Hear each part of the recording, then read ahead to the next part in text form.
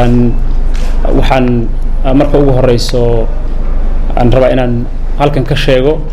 aan shirkii ku saabsanaa aan shirweynihii wada tashiga ee nabadeynta iyo horumarinta gobolka Banaadir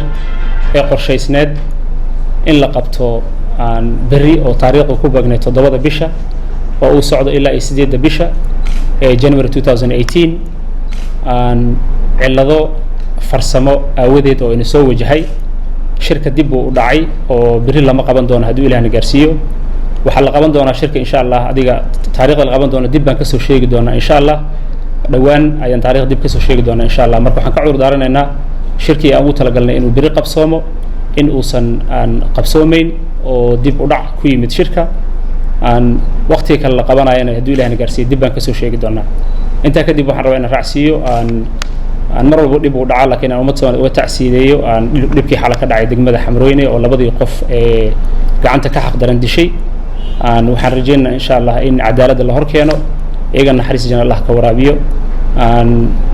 dib iyo xanuun badan ayaan maalin walba dareennaa tan iyo 14 October in qof muwaadina aan waxba aan galabsan lagu ugaarsado ama lagu dilo gobolka Banaadir ama caasimadeena ee magaalada Muqdisho aan taana aad bay u xanuun badan tahay runtii oo aan maalin walba wax loo joogi karo ma aha in oo dad masaakiina ee gacan ka xaq daran ama nabadiidka ama argagixisada ay disho sidaa darteed waxaan ugu baaqayaa aan dadka muqdishaawiyiinta dhammaantood inaad u istaagtaan in amniga aad mudnaanta ku wadsiisaan oo aad xaqiijisaan amniga wuxuu ka soo bilowdaa idinka haddii hay'adaha amniga lala shaqeeyo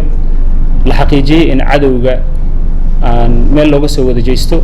dhibka uu naga yaraanaya sidaa darteed baaqasaan u diray dadka muqdishaawiyiinta waxaan leeyahay fadlan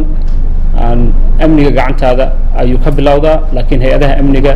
in ugu yaraan lala shaqeeyo si dhibka uu yaraado aan taa uga shaqeyno aan sidaa darteed insha Allah marka aan shirka dib ka soo sheegno waqtiga la qabanayo